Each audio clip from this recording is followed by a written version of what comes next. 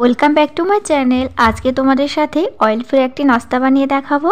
তবে নাস্তাটি হবে একেবারে মুখরোচক, তবে অয়েল ফ্রি। ভিডিওটি স্কিপ না করে প্লিজ দেখতে থাকো, তোমাদের ভালো লাগবে।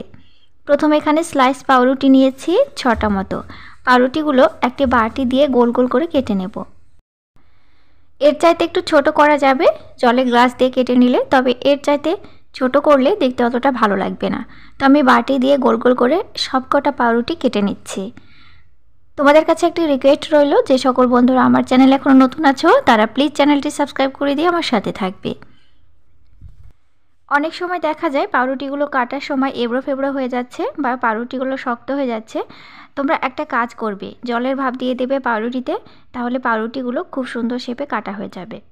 এখানে সেদ্ধ আলু নিয়েছি, আলুটাকে এবার চটকে নিচ্ছি। এখানে একটি আলু নিয়েছি, এখানে একটি আলুই যথেষ্ট। আলুটাকে একটু চটকে ম্যাশ করে নেব। আলুটা খোসা শুদ্ধ সেদ্ধ করে নিয়েছি। এখন নতুন আলু, তোমরা প্রয়োজনে খোসাটা ছাড়িয়ে নিতে পারো।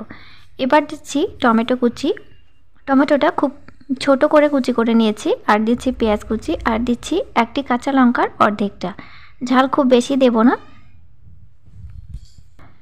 স্বাদ মতো লবণ দেব, জিরা গুঁড়ো, ধনিয়া গুঁড়ো, লাল লঙ্কা গুঁড়ো দেব 1 চিমটি পরিমাণে। খুব বেশি এখানে দেওয়া যাবে না, তাহলে বাজে গন্ধ করবে গুঁড়ো মশলা। ধনিয়া পাতাটা আমার ঘরে ছিল না, প্রয়োজনে ধনিয়া পাতাটা এখানে ব্যবহার করা যাবে, পুদিনা পাতাও ব্যবহার করা যাবে। সব উপকরণগুলো হাত দিয়ে চটকে মেখে নেব। নাস্তাটি অয়েল ফ্রি হলেও খুবই মুখরোচক, খেতেও ভালো লাগে, পেটও ভরে।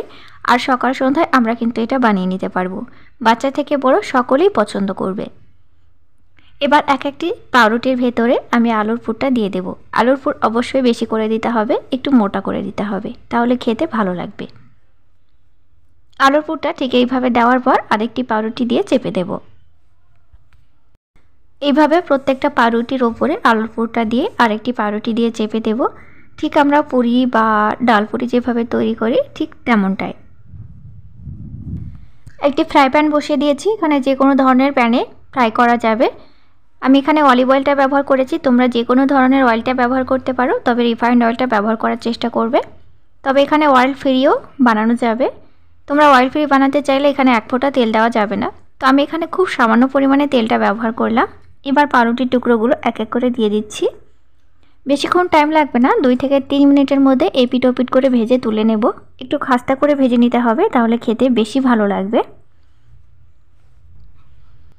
এক পিঠ ভাজা হয়ে গেছে, আর এক পিঠ উল্টে দিচ্ছি। একটু সাবধানে উল্টে দিতে হবে, তবে এগুলো ভাঙার কোনো চান্স নেই, আলুটা বেরিয়ে যাওয়ার কোনো চান্স নেই, যেহেতু আঠালো করে আলুটা চটকে নিয়েছি। ঘরে সেদ্ধ আলু থাকলে এই স্ন্যাক্সটি প্রায় 5 থেকে 7 মিনিটের মধ্যে তৈরি করে নিতে পারবে। 5 মিনিটের মধ্যেই তৈরি হয়ে যাবে। তো ফ্রাই প্যান গ্যাসের চুলায় বসিয়ে দিয়ে ঝটপট এই নাস্তাটি তোমরা বানিয়ে নিতে পারবে। এবার আমি কেটে নিচ্ছি 2 ভাগ করে। কেটে নিয়ে তোমাদেরকে দেখিয়ে দিচ্ছি, দেখো ভেতর থেকে কত লোভনীয় হয়েছে। আমরা ঠিক এইভাবেও কিন্তু খেতে পারি, কিন্তু আমি এইভাবে পরিবেশন করব না, আমি একটু ভিন্ন স্বাদ আনবো। তো প্রথমে টমেটো কেচাপ ঠিক ধার দিয়ে দেবো, একটু মোটা করে কেচাপটা দিয়ে দিতে হবে। আর টমেটো কেচাপের ওপর দিয়ে দেবো এখানে চানা ভুজিয়া। তোমরা যে কোনো ধরনের ভুজিয়া এখানে দিয়ে দিতে পারো, বা চানার চুর দিয়ে দিতে পারো, সেটা তোমাদের পছন্দের উপর নির্ভর করবে। ভুজিয়া একটু বেশি করে দিতে হবে, তাহলে খেতে ভালো লাগবে। সম্পূর্ণ ইউনিক নাস্তাটি, আর খেতে এত মজার হয়, তোমরা বাড়িতে একবার না বানালে বুঝতে পারবে না।